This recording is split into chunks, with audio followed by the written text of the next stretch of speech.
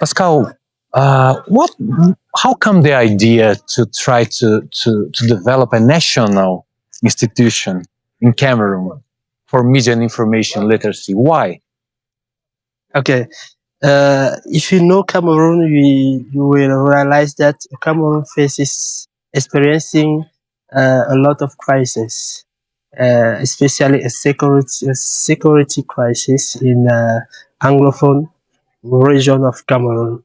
And during this crisis, there were a lot of disinformation, a lot of hate speech, and we took that uh, it is important for us to sensitize the people, especially the young people, so that they can develop critical thinking about their consuming information and their habit of produce information.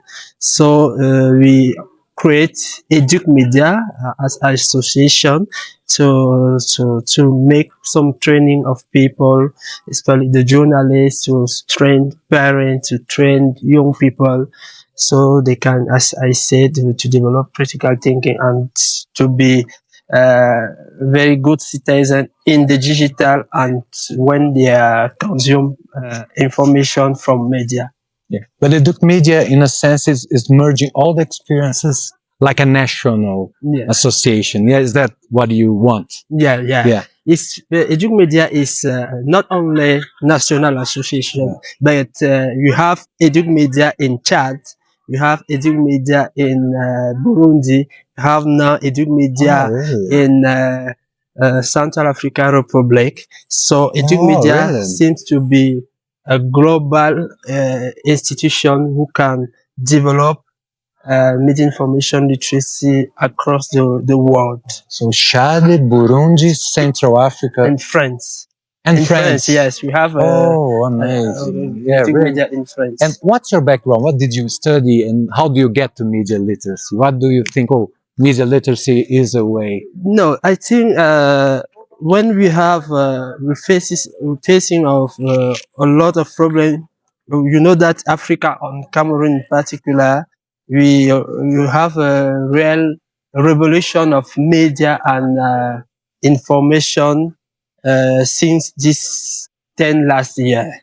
And we realize that there is a lot of problem with that revolution of information. Many people are not able to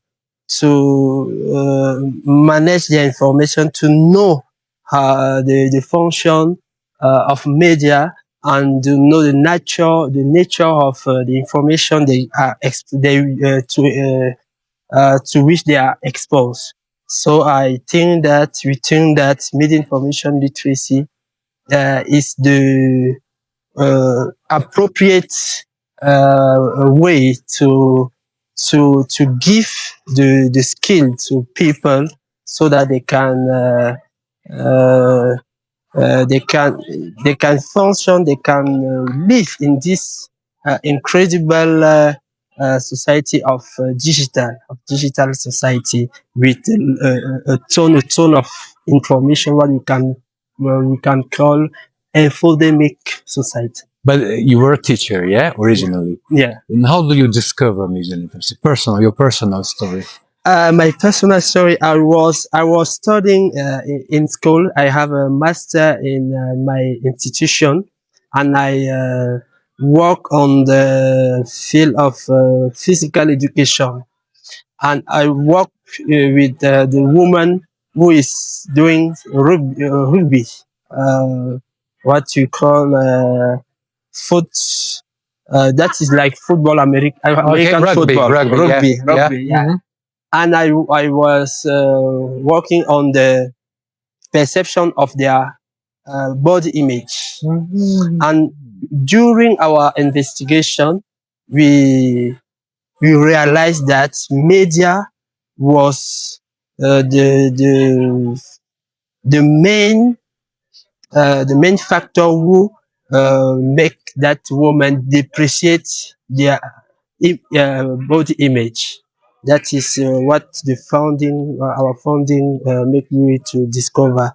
So after that, we realized that we have a lot of behavior who are influenced by media. That is, at that time, it was in 2014, and I realized that we have to educate people, we have to sensitize people how to live with media, how to consume media. And at this moment, I realized that I have to build something. I don't I didn't know at this time that it's made information literacy. So I started to read, and after many documentation, I realized that it is the domain of made information literacy. And in 2016, in my class, in my school, I create with the student a small group of students who make a sensibilization for their class for the student of their school, for the other student of our school. And that is, I started to bring my colleague in the movement. I meet UNESCO in Cameroon, and we organized for the first time in Central Africa the first global media information literacy week in Central Africa in 2019. Okay. That is the very big moment we started very uh, with media information literacy in Cameroon.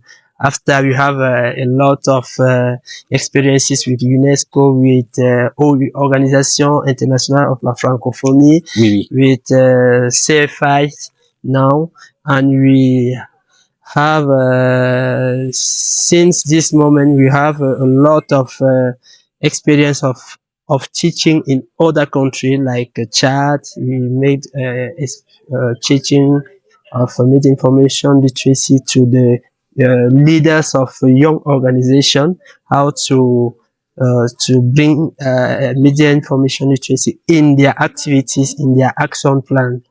That is what we call in it's the theory of MIL expansion. I think that theory. And the role at UNESCO now that you are representing Africa into UNESCO MIL Alliance. What do you expect? I want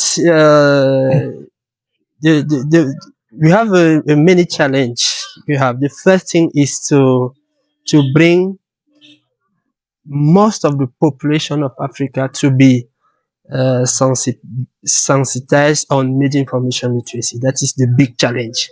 And for that, we need the money. We need, so that we need a partner who can invest. We need that government invest in the media information literacy.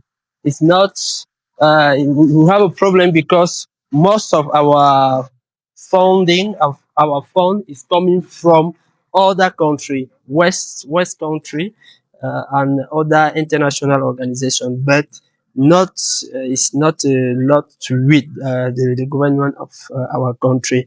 The other challenge we want to realize is to have a public policy in media information literacy, because for each country, for each country, even for global Africa, and how this policy can make us to have in the educational program some curricula, some specific curricula inside the program, so that we can teach the media information literacy from the early age, age.